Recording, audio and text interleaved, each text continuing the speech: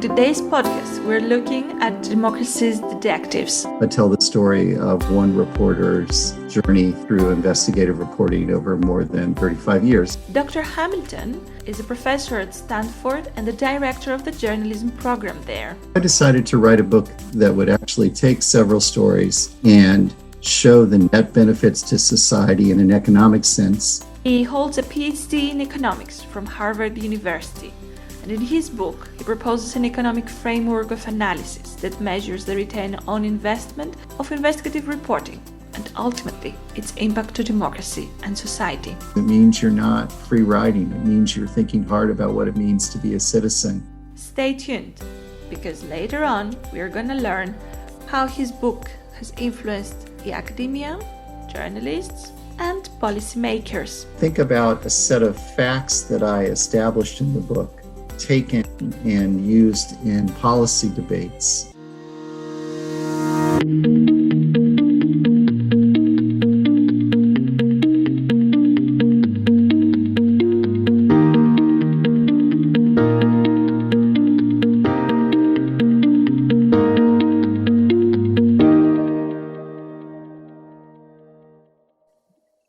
We begin by asking Dr. Hamilton what triggered him to start writing this book. I had been working as a consultant to the U.S. Federal Communication Commission on a project on the information needs of communities. And I was really struck by a set of people that I encountered who believed that there was not a market failure in journalism. They believed that public interest was defined by the public's interest, and that if a story was important, it would get told and it would eventually reach them. I think that fundamentally missed that when you do investigative reporting, you can change lives and laws, and the market doesn't fully recognize that in terms of incentives that you have. It's hard for you to capture the benefits to society of your work. Why is it so challenging to assess the impact of investigative reporting? When you're entering an investigative piece, you don't know what you're going to find. There can be many different outcomes, but you don't really know what's going to happen. So for instance, in the reporting career of Pat Stiff, who won a Pulitzer Prize for his work about writing about hog farm regulation in North Carolina, the story was published, but the hog farm industry was so politically powerful, it wasn't having great impact until 20 days of rain. And then once you had 20 days of rain, you had the lagoons burst, which were storing hog waste. That resulted in fish kills and pollution that made evident the impact of the industry. And that resulted in real change in public policy. So Pat Stiff used to say, you need reporting plus rain in order to get change in North Carolina. So I decided to write a book that in part would use the framework of cost-benefit analysis that would actually take several stories and show the net benefits to society in an economic sense. And I also wanted to do it in a human sense. So in another chapter in the book, I tell the story of one reporter's journey through investigative reporting over more than 35 years, and that is Pat Stiff. So it was a combination. It was, economists call it a mixed methods or hybrid approach, partly quantitative, partly qualitative. So do you believe that the audience really craves for more investigative journalism that they can trust? Everybody has 4 information demands in their life. As a consumer, I'm looking for products and prices. As a worker, I need information that helps me do my day job. As an audience member, you probably have Netflix. And then as a voter. And most people remain rationally ignorant about the details of politics. When you think about the costs of becoming informed, the time, it doesn't make sense to learn about politics. Now, I think some people feel they have a duty to become informed. Some people think that the details of policy are inherently interesting.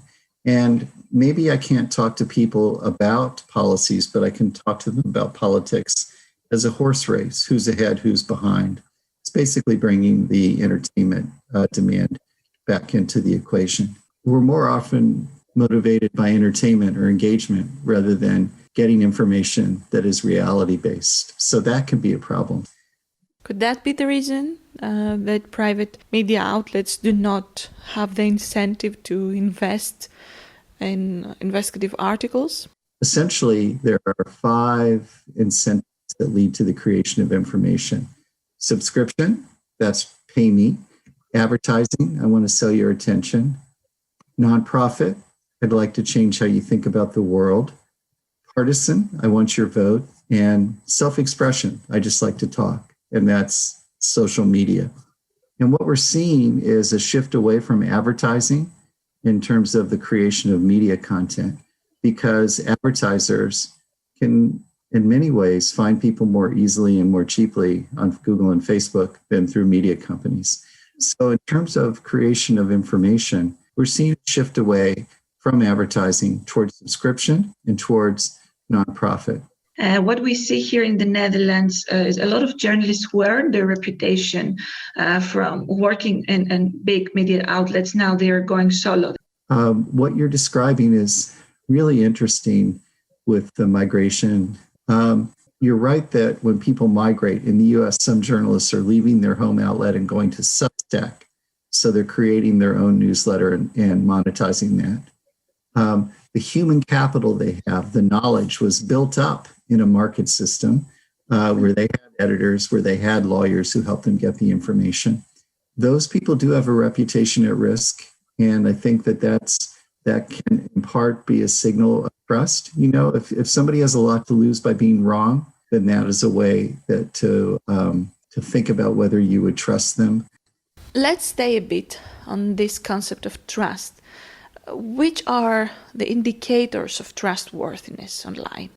On the supply side, first of all, if a lot of what you're getting is mere self-expression, that is suspect. I think that transparency about funding, knowing whose money created the information you're looking at, knowing who created it as a person, what their track record is, how long they've been in it. Those things, where's the money coming from and how long has the person been covering something? Those can be signals. And then finally, I think it's always important to remember, say, when you're looking at something on a social media platform, the social media platforms themselves don't say they're in the truth business. So Facebook is an engagement business. They're trying to keep you on the site and sell your attention to advertising. YouTube is in the engagement business. They're trying to keep recommending things that keep you on the site that they can sell to advertisers. And even to some extent, when you do Google search, they're trying to help you answer the question that you may have in your mind to find the answer you were looking for, which may not be the truth. So the market for truth, again, it goes back to that demand problem. Are you looking for best description of reality that allows you to navigate the world? Or are you looking for something that is in part engaging and entertaining? While reading your book, I came across the concept of design thinking in journalism. What this design thinking means in investigative journalism, and how it's explained in Democracy Detectives. Sure. So design thinking often be associated with Stanford, the D school here. It's very prevalent, obviously in Europe too. And I think there are formal definitions of it, but to me, it comes down to user empathy, trying to think about the context of how somebody encounters your information and what they're going to do with it. Hal Varian, who has written a great book called Information Rules with Carl Shapiro, talks about the context of consuming news.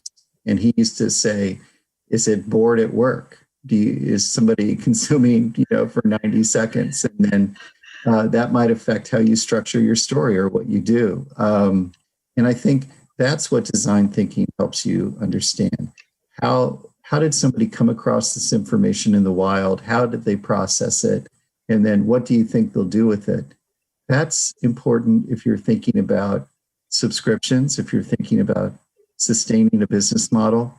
Another way to think of this too is, which is what Chalkbeat or ProPublica, those are two nonprofits in the US, they have a design thinking approach, which is, how do I want an institution to change? What do I want to happen?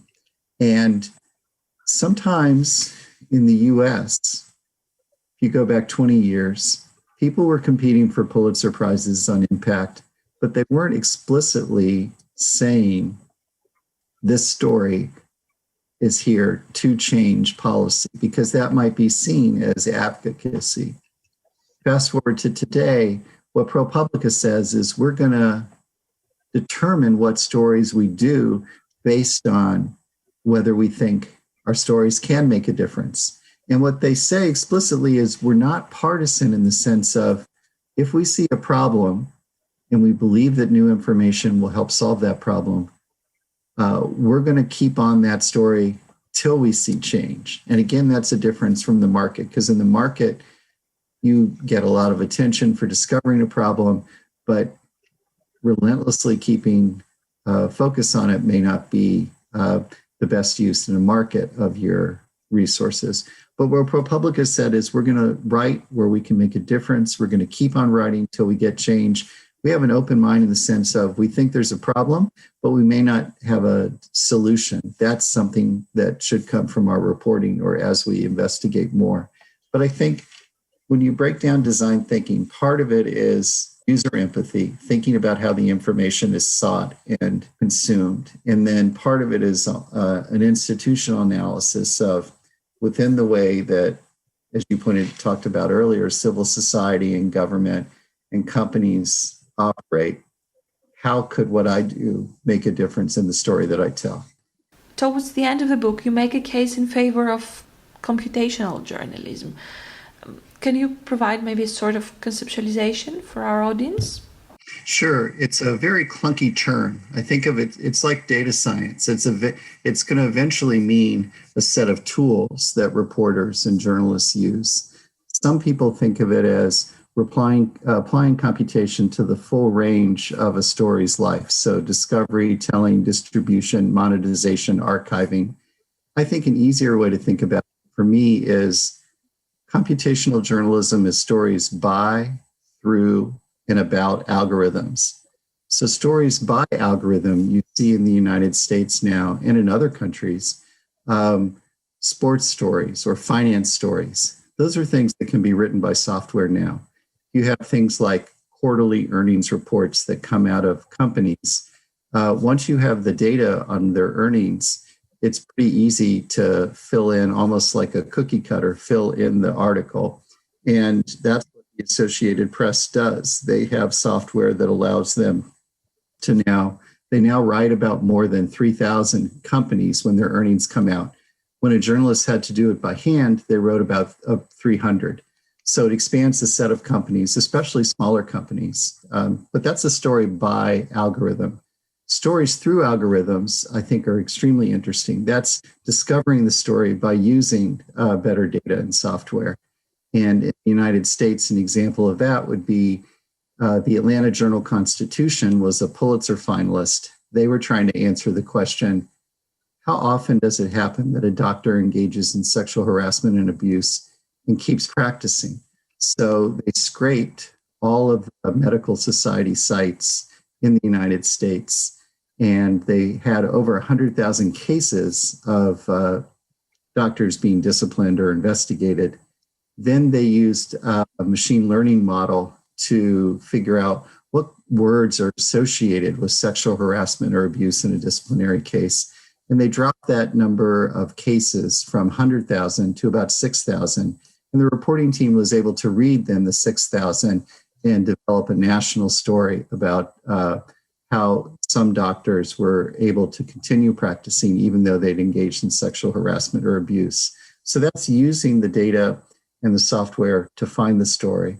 And then finally, there's stories about algorithms. And probably ProPublica, a national nonprofit in the United States, had a series that they called Machine Bias. And they wanted to look at the Facebook advertising algorithm. Facebook is famously, like most tech companies, very difficult to write about. Everybody signs a non-disclosure agreement when they go out to lunch. I mean, it's a very difficult type of place to report about. So what ProPublica did was they basically acted like somebody taking out an ad, and they went to the site and they said, here's a housing related ad. Please don't show it to Black people. Now, they didn't say that in words. What they did is they used drop-down menus, and you can include or exclude people based on their demographics. And that would be illegal in the United States for a newspaper. A newspaper in the United States can't say, here's a house, if you're African American, don't apply. But in effect, that was the impact of the Facebook algorithm. When that story was published, Facebook said, obviously, that's not our intent. We're going to try to reform. ProPublica went back after several months. They were still able to exclude people based on the algorithm from ads relating to, say, jobs or housing.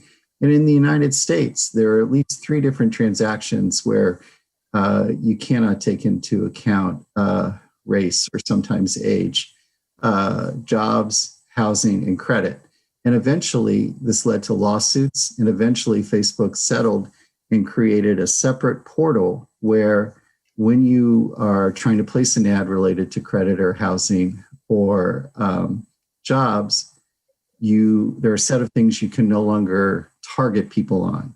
And what I think is really interesting there is you have reporters who are essentially facing a very opaque organization and determining with the tools that they have, how can they tell you how the institution operates? So that's a long answer of saying computational journalism, it's evolving, it's a toolkit, and I like to think of it as stories told by algorithms or discovered through algorithms or stories about the algorithms themselves. Do you believe that people understand that concept? In 2008, I put in a government grant to study computational journalism, and I wanted to see what the reaction would be. One set of reviewers of that grant said, this is too hard. We're never going to be able to do public interest data mining. The things that you envision are too hard. And the other set of people said, this is trivial. We've solved all of these challenges in the war on terror. We're able today to take people's conversations and take transcripts and connect organizations and names extremely easily. And what I thought was ironic about that was computational journalism. If journalists have tools, they can monitor how government operates. I fully understand the government has tremendous software to monitor how people operate within their borders. But I think reporters need the ability to study those institutions. It's a question of who will watch the watchers. The book was published in 2016. If you were to make a new edition, what would you add? I talked a little bit about why I wrote the book, that I wanted to show that there are market failures in journalism, and that when you tell a story, it can have individual impacts. People get fired, people get hired, deliberative impacts. I think, and 2 other things that I'd hoped to do with the book was attract more computer scientists to this field. And that's why I had to focus on computational journalism at the end of the book. I mean, the book is hopeful in the sense that it says, even in a world of market failure, or even in a world of reduced advertising resources, here are 2 things that computers can help you do. 1, lower the cost of discovering stories through better use of data and algorithms. So if you say to yourself, maybe our local community can support 5 journalists, a newsroom with 5 reporters, computational journalism might be able to multiply or magnify what those 5 reporters can do. And then on the demand side, how can you tell stories in more personalized or engaging ways? Because once you're on the internet, you're in a world of competition. And if you have commodity facts, if you have things that other people can get on the internet pretty easily, you're not going to be able to charge, and people aren't going to go to your site. So product differentiation through storytelling, that's also something that computation can help you with. What I would have changed, or what I would do now, I think that I would put even more emphasis on trying to get the government to give reporters better tools. And I would have linked that also to the crisis with local news. We really need to figure out how local news will be funded. But if you are going to have a journalist, she needs a set of tools. So as we're running that market race about how many reporters can be sustained in a given radius of a community, we need to think about giving them the tools to really hold institutions accountable. What would you say to those technology dystopians who are afraid of artificial intelligence completely taking over human agency and human work and producing articles from top to bottom? What if that becomes sophisticated to the extent that we don't need humans anymore? I think of AI like I think about English. It can be used for good or ill. And if you are trying to do good and absolve and say, I'm not going to use this, then that's one of those classic cases of people of goodwill standing back and letting evil triumph. So I think there's a good example of this. There's a computational journalist at ProPublica. One of the things he was able to do was in the United States, in the rulemaking process at our regulatory agencies, people can submit comments. And what he found was pretty sophisticated evidence of fake comment writing in support of a particular industry position. And it wasn't just people saying the same thing. They weren't just cutting and pasting. They were actually using sophisticated algorithms where they would pull names from the internet of real people who had never been involved in this discussion. They would alter the terms of debate enough so that if you just were looking at and trying to screen for repetition, you wouldn't spot it. And that generated an inaccurate assessment of how people involved in the rulemaking process felt about something. But, if you hadn't had that person on the other side, that person who eventually got a job as a computational journalist, you wouldn't have been able to detect that.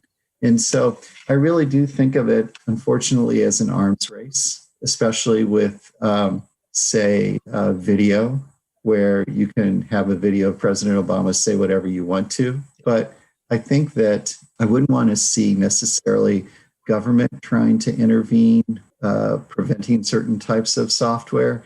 I'd much rather see same people who fund good journalism fund good software for the journalist, realizing that it will always be an arms race. Where do you see that the book had the most impact? I was really fortunate. The book won 3 Best Media Research Books of the Year awards when it came out. And I think that helped scholars find the work. In terms of policymakers, it's interesting. Recently, the U.S. government, the Senate and the House have started to consider legislation to help local news. And in the Senate 2 weeks ago had a report on local news where they talked about Pat Stiff, and they referenced my book and they said, what's missing with local news? Here you had a reporter whose work generated 31 laws in North Carolina. So it was a Senate report referring to Pat Stiff's work as an example of what's missing with local news. And then in an actual Senate bill that is currently being considered to create a local news commission, there's a fact that I believe came out of my work, which said that what I had done was look at the use of Freedom of Information Act by journalists and found that it had gone down among journalists, but it had gone down by more than half among local journalists. And so when I think about a set of facts that I established in the book, those facts have then been taken and used in policy debates. And then another thing that I'm happy about is that several nonprofits, journalism outlets, have given the book to their funders. And actually, Stanford, the president of Stanford, sent a copy of the book to major donors. And I know, at least in one case, that there was a philanthropist who funded experiments in local news in part because of the cost-benefit analysis done in the book. So stepping back, my hope would be that it would draw students in and that it would draw funders in. There's a class taught at Stanford called Exploring Computational Journalism that it's project-based. It brings computer science students together with journalism students. And that's the type of thing that I hope the book will do. On that note, I believe we are reaching the end of our discussion. Is there anything else you would like to add for our audience here in the Netherlands? Something that you would like to say that I didn't ask or cover? Yeah, first I'd like to thank you for the invitation. And it's when you write the book, you never know who your reader is going to be and how they will engage with the work. So I really appreciate that you've read it. And if you're listening to this, I want to thank you too, because it means you're not free riding. It means you're thinking hard about what it means to be a citizen. And if you're a journalist, it may mean that you're thinking, what story currently goes untold today that I could work on? And if either of those things happen, the book will have had the impact that I hope for. So thank you very much. Thank you. This was Dr. Jay Hamilton, Stanford's University professor and director of the journalism program there. And I'm Eleni Gala for Find Out Why.